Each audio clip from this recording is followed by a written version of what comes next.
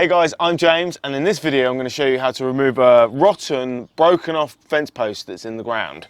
I'm going to be using a tool that I use all the time in my line of work, and it's literally going to save you hours of manual labour.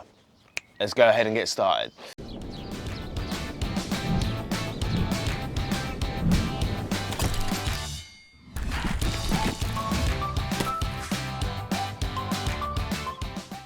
Okay, so essentially what I'm going to be using is an eye plate. I spent a lot of time searching online for these, and this one is rated to carry 500 kilograms.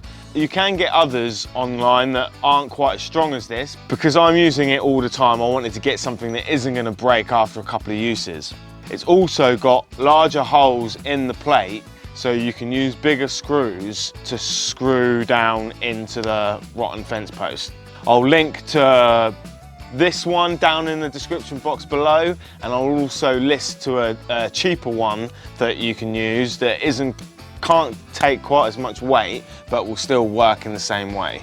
Okay, so essentially what we're going to be doing is we're going to be fitting the eye plate over the top of the rotten fence post in the ground, and then we're going to be screwing these screws down through the holes of the eye plate and then into the rotten fence post. Now, this can hold up to M12 screws, but what I'm going to be using is an M10 200mm screw. You want the longest screw that you can get because you want to screw down through the rotten fence post into post that isn't rotten at the bottom. 99 times out of 100, the post is literally going to be rotten within the top 2 inches of the fence post in the ground. So above ground 2 inches, below ground 2 inches, that part of the post generally is going to be the part that's rotten, and then it will snap off. And then in that case, you're going to have good, decent fence post in the ground that you can get some good purchase on. So ideally when you come to do this, instead of doing what I did and bulldoze in, pulling the post down and snapping it off below ground level, you'll want to check the post for rot first, then cut the post flat above ground level so it's easy to work on and you have a level surface to screw down into. Once you've cut your fence post flat, you're ready to fit the eye plate. You'll have varying degrees of rot throughout the post, so you'll need to pick the best place to start screwing in the screws. The plate fits perfectly over a 4x4 post, so you can fill up all the holes with screws. If it's a 3x3 post, you may only get 3 of the screws in. You'll need a 17mm socket and an impact driver to screw in the screws. Screw down all of the screws until the plate sits down tight on the post. I've gone in at slight angles too to get a better purchase on the post. Okay, once you've got the eye plate screwed down into your post, you're ready to try and pull this out now.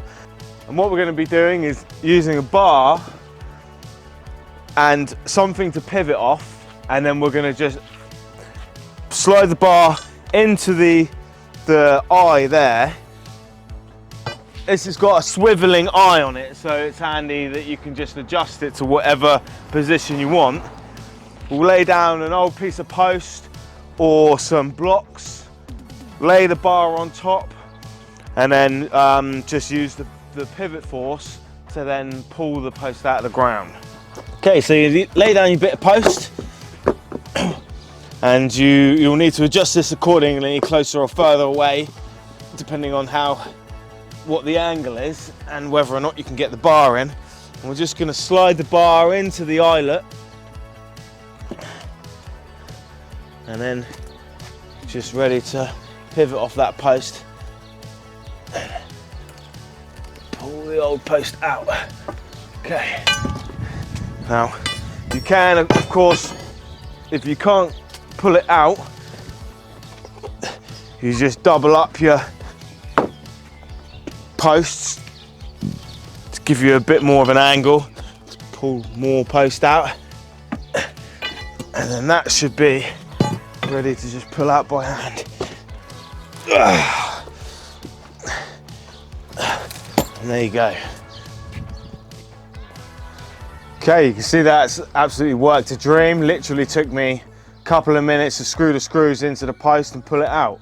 Now, if you've had to ever dig out a fence post in the ground, snapped off in the ground before, you know it can take a long time because that fence post is in the way of you clearing the concrete out.